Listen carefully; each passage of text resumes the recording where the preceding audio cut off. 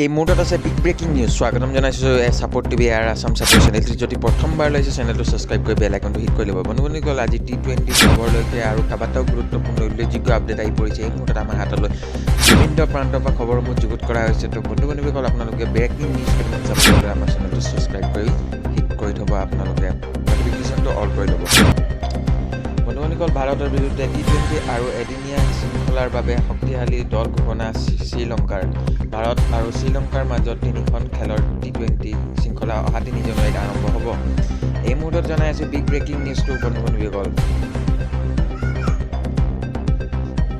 বন্ধুসকল, big breaking news. T20 খেল জানুৱাৰী মাহত 3 জানুৱাৰীত আৰম্ভ হ'ব। তো বন্ধুসকল, লেটেষ্ট আপডেট ওলাই পৰিছে। এই মুহূৰ্তত আপোনালোকক জনাই আছোঁ, নতুন বছৰৰ আৰম্ভণিতে ভাৰতৰ আৰু শ্ৰীলংকাৰ মাজত T20 শৃংখলা অনুষ্ঠিত হ'ব। আগন্তুক 3 জানুৱাৰীৰ পৰা অনুষ্ঠিত হ'বলগীয়া T20 শৃংখলাৰ বাবে মঙলবাৰে ভাৰতে নিজৰ দল ঘোষণা কৰিছে। ইয়াৰে এদিন পিছতে ভাৰত ভ্ৰমণলৈ আহিবলগীয়া শ্ৰীলংকাই তেওঁলোকে T20 আৰু এদিনীয়া দল ঘোষণা কৰে। বুধবাৰৰ শ্ৰীলংকাৰ ক্ৰিকেট বোৰ্ডে ভাৰতৰ ভ্ৰমণৰ বাবে এটা 2জনীয়া দল প্ৰেৰণ কৰাৰ সিদ্ধান্ত লয়। ভাৰত আৰু শ্ৰীলংকাৰ মাজত 3খন খেলৰ T20 শৃংখলা অহা 3 জানুৱাৰী আৰম্ভ হ'ব। T20 শৃংখলা 3 জানুৱাৰীৰ পৰা 7 জানুৱাৰীলৈকে মুম্বাই, পুনে আৰু ৰাজকোটৰ খেলা হ'ব। ইয়াৰ পিছত 10 জানুৱাৰীৰ পৰা 15 জানুৱাৰীলৈ গুৱাহাটী, কলকাতা আৰু তিৰুৱনন্তপুৰম এদিনীয়া শৃংখলা অনুষ্ঠিত হ'ব। গুৰুত্বপূৰ্ণ আপডেটসমূহ দি আছোঁ। বন্ধুসকল, আপোনালোকে চাই আছে ছাপোৰ্ট টিভি এয়াৰ চেনেলত। বন্ধুসকল,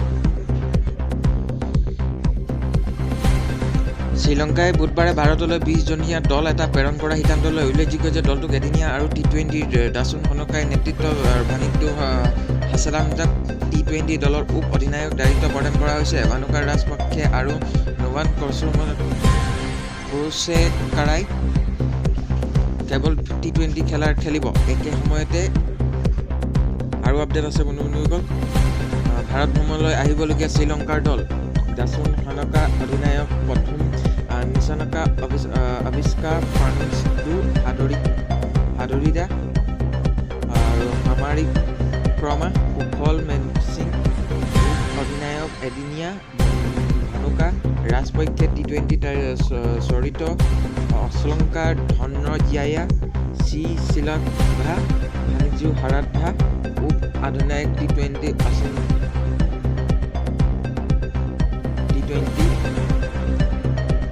3 জানুৱাৰীত আৰম্ভ হ'ব। এই মুহূৰ্তত প্ৰথম আপডেটটো আপোনালোকক জনাইছোঁ। ডিব্ৰুগড় বজৰংগী ভাইজান জন্মদিন দিনাই ডিব্ৰুগড়ত উপস্থিত হ'ল ছালমান খান।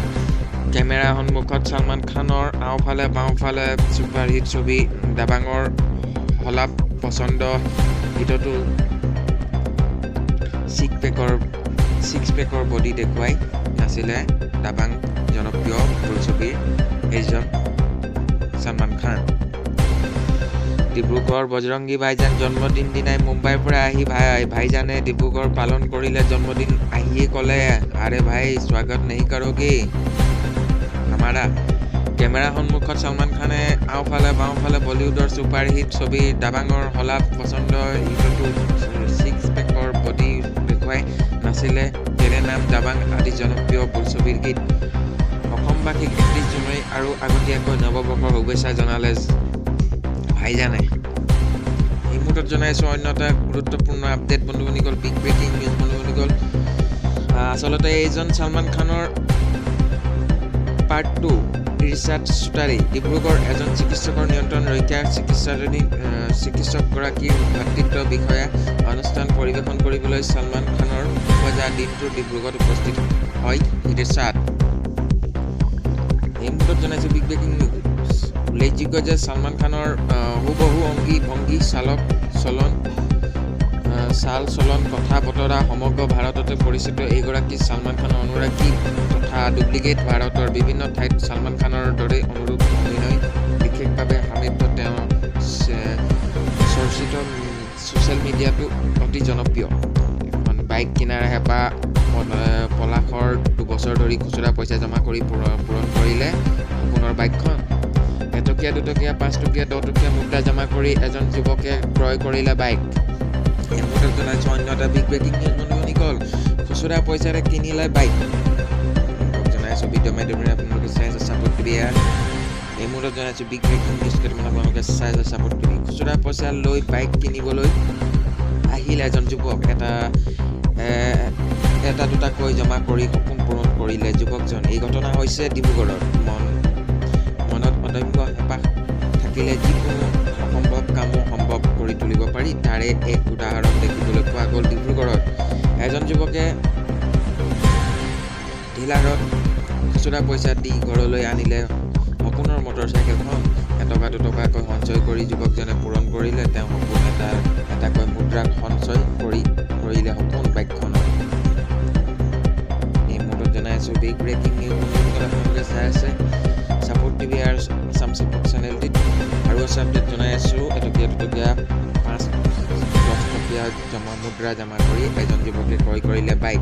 ডিব্ৰুগড়ত চহৰীকতাৰ পলাশ দাসৰ নামৰ এজন যুৱকে এনেদৰে কেইবাবছৰৰ প্ৰচেষ্টাৰ ক্ৰয় কৰি আনিলে এখন বাইক, নিজৰ সপোনৰ বাইক।